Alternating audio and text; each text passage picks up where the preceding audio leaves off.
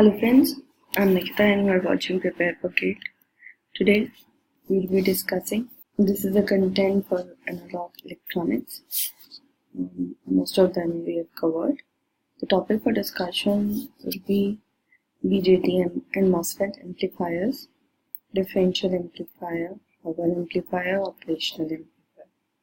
Amplifier is one of the important topics for GATE examination. Every year, one question with 2 marks or 1 marker at a numerical or an objective type question can be asked in the examination.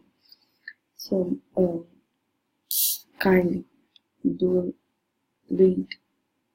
go through this topic very sincerely. The ideal OpAmp.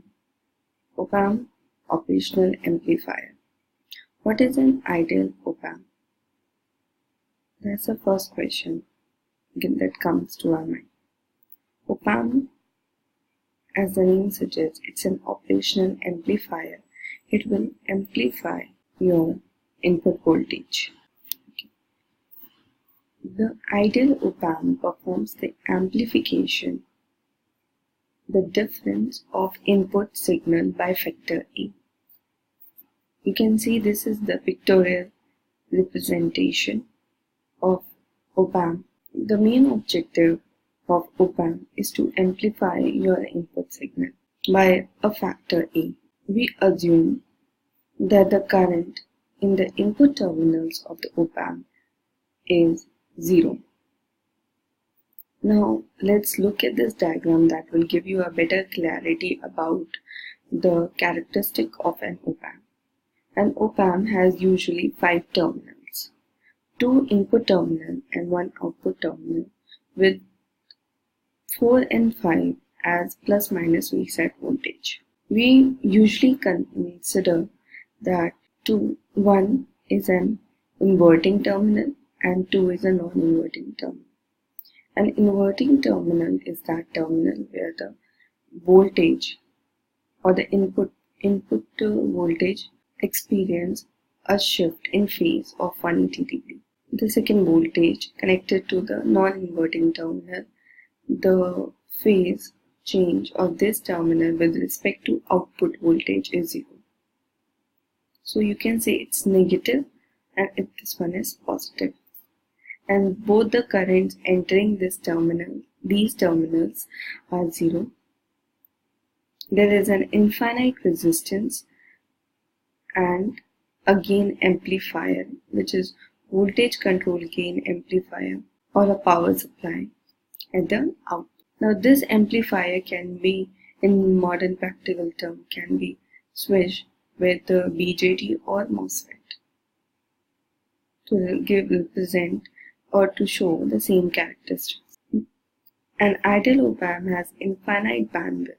The difference between the 2 input terminal voltage V1 minus V2, or V1 was negative and V2 was positive, so their addition is the difference between the 2 signals.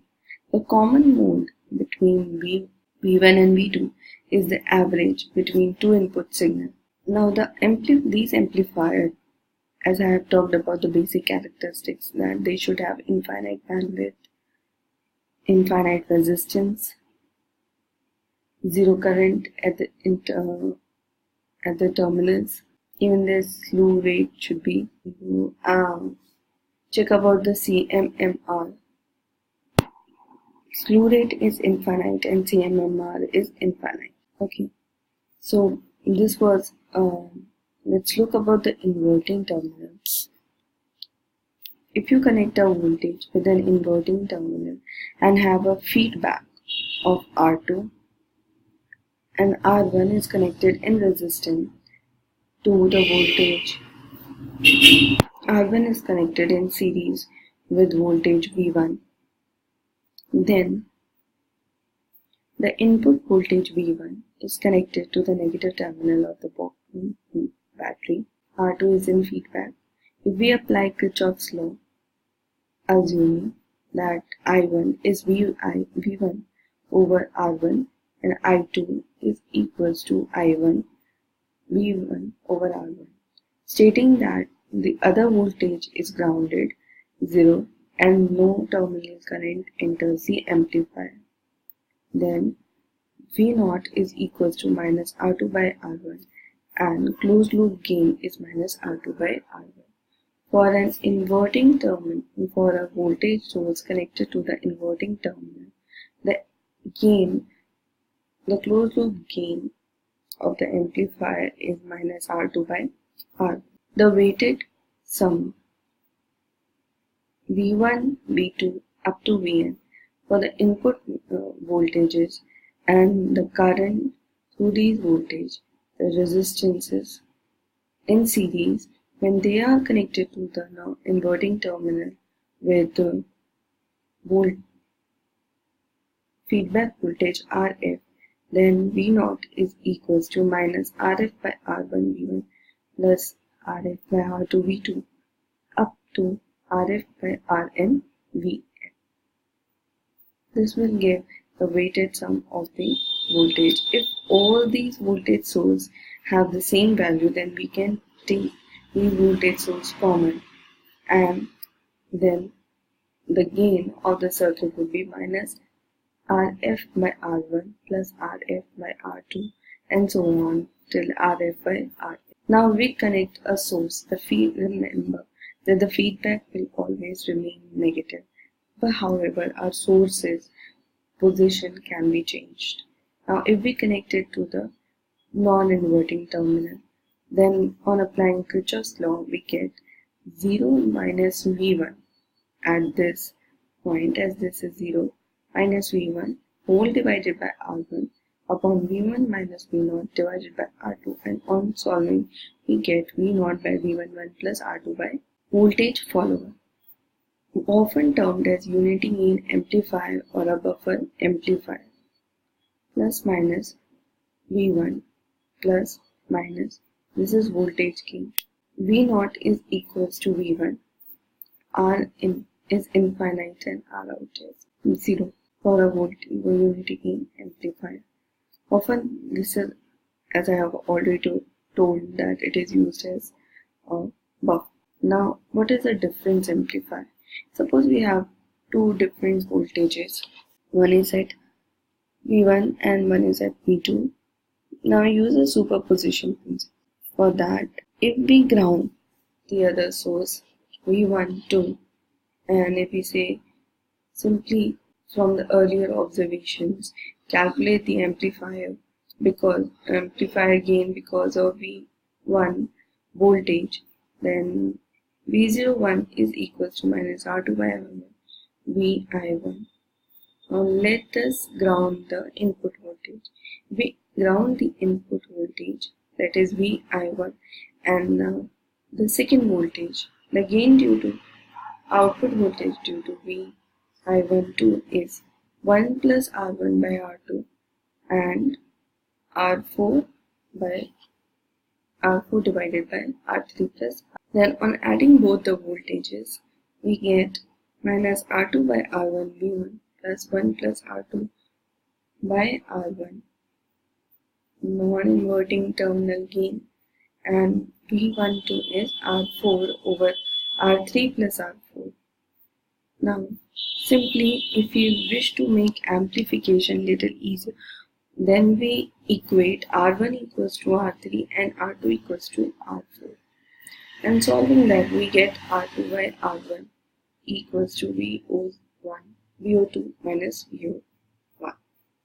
This is our difference amplifier output. Instrumentation amplifier.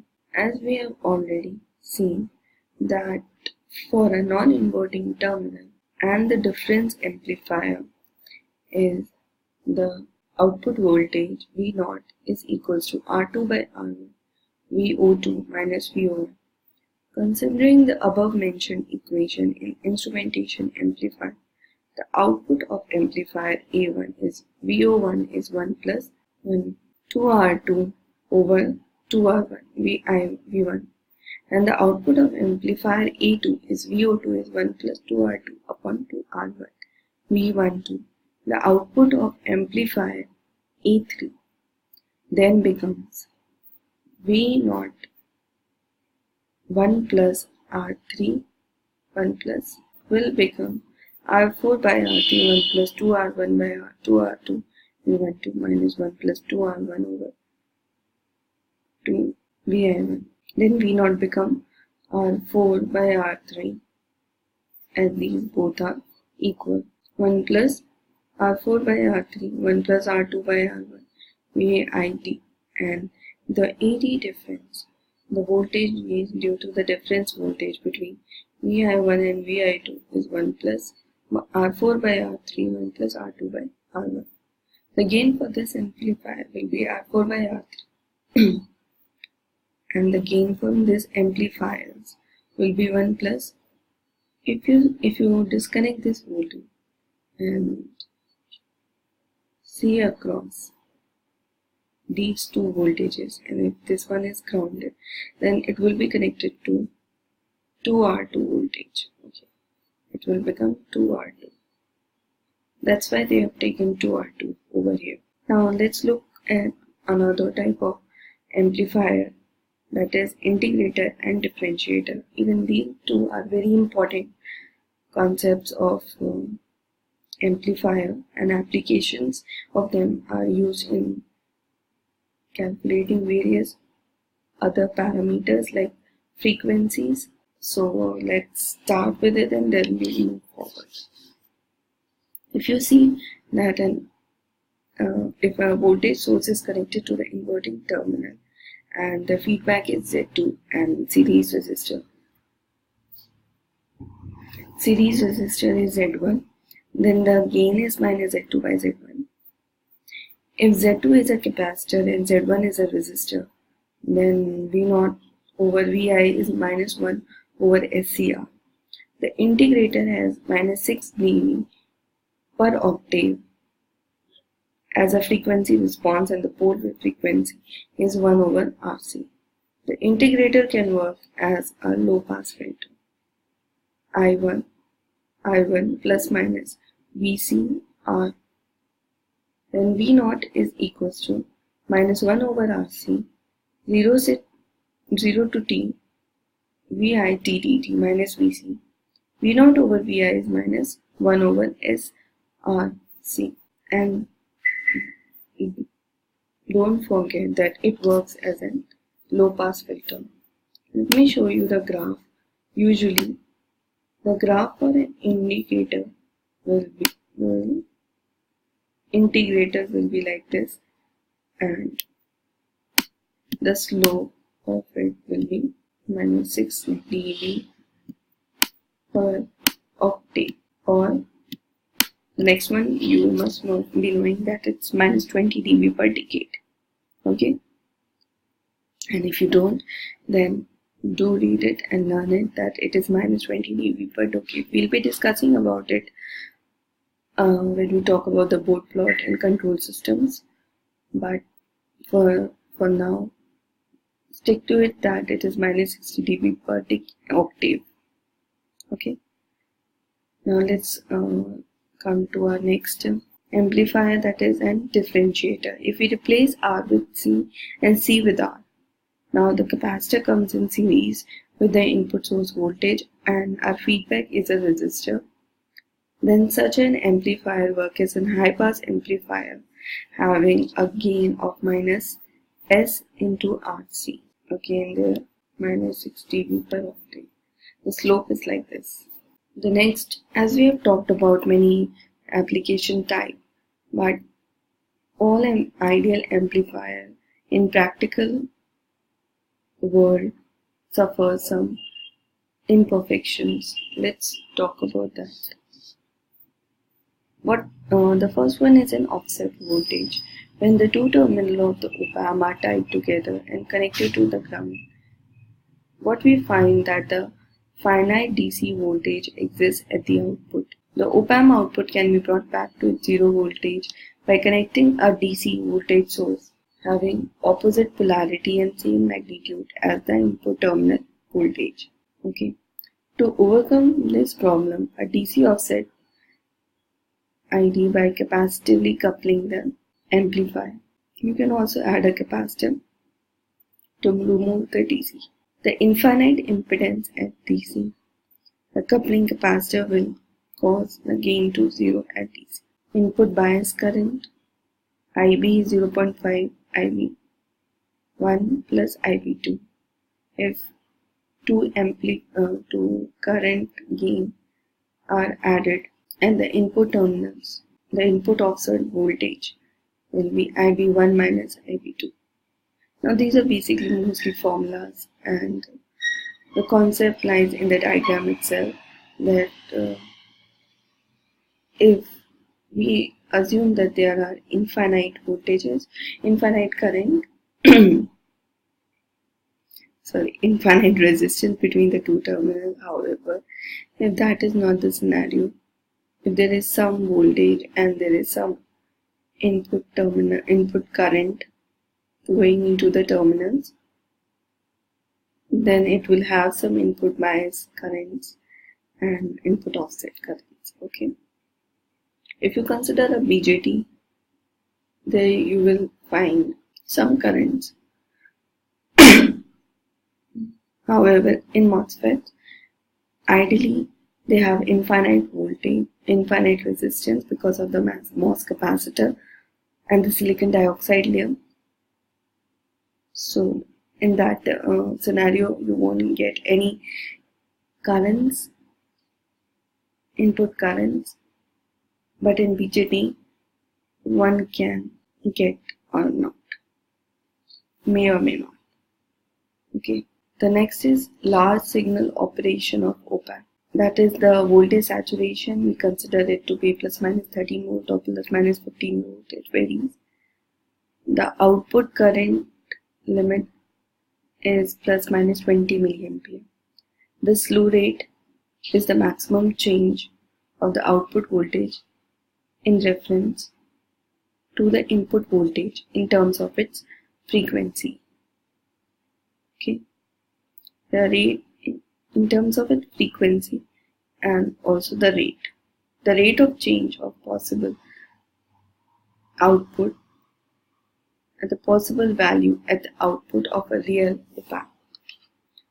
The slew rate is differentiation of output voltage with respect to the input voltage. The full power bandwidth FM is SR upon 2 pi V0. Now let's look at one of the question that appeared in 2017 FM.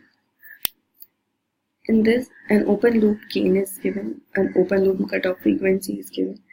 Now you need to calculate the voltage gain. To keep the unity gain constant, we can equate as AF is equals to F is equals to A0 F0. F is equals to A0 F0 divided by AF, which give you a value of 10 kHz. The open loop, closed loop gain is 80 volt. And if you need to know a gain at any frequency, so be that of 15 kHz, we usually use the formula AF divided by under root 1 plus F by F0 square. 80 divided by 1 plus 15,000 divided by 10,000 kHz frequency. This is F. Okay, closed loop gain frequency, or you can say this is F of F, which is 44.3 volts. Okay. Now moving next is our MOS differential.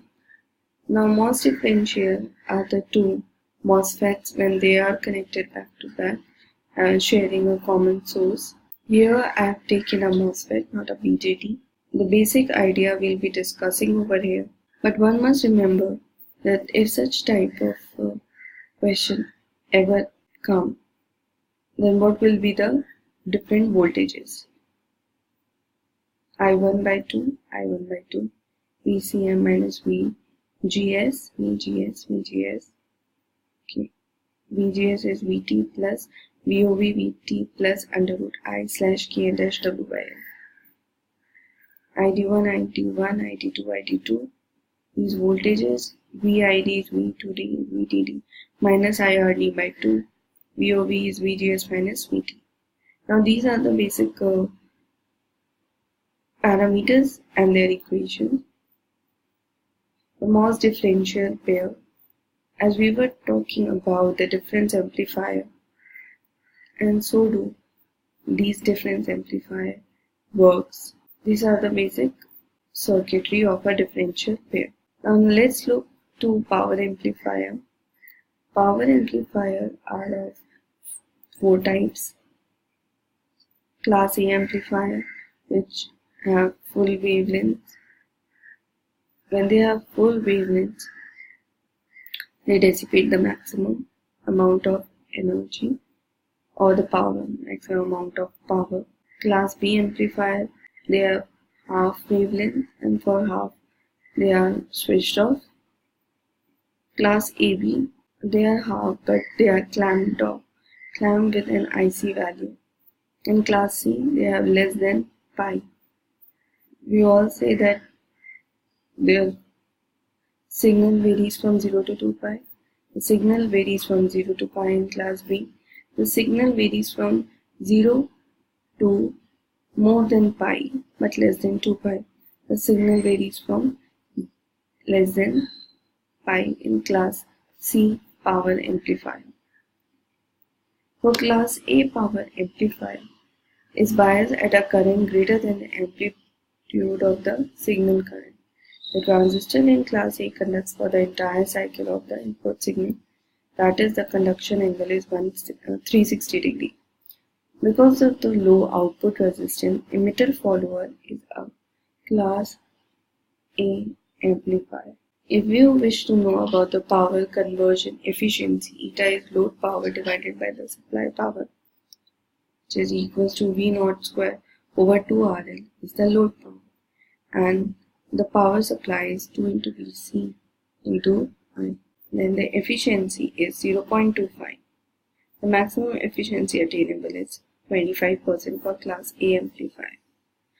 Class B amplifier, the maximum attainable energy efficiency is 78.5%.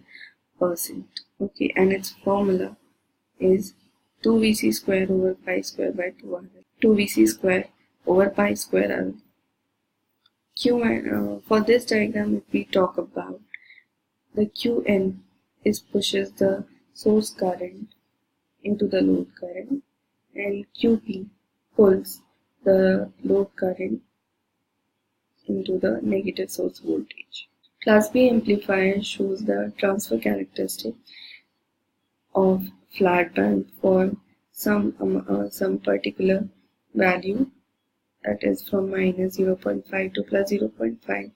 The graph is flat and then it rises with a slope 1 and 1 in both the directions. Now BJT as power amplifier has some thermal resistance that we often say that it can lead to thermal runaway. That if you have a junction thermal resistance between junctions and ambience, then the change in temperature will lead to is directly proportional to the power dissipation. Power dissipation can decrease over a given temperature range. The last is we'll be discussing about the BJT safe operating. There are 4 parameters in which we consider BJT safe parameter, BJT safe working, that is IC max should not exceed IC max. Then the thermal dissipation, second breakdown in the reverse bias region, and the VCEO, the reverse saturation. Okay friends, that was all for today.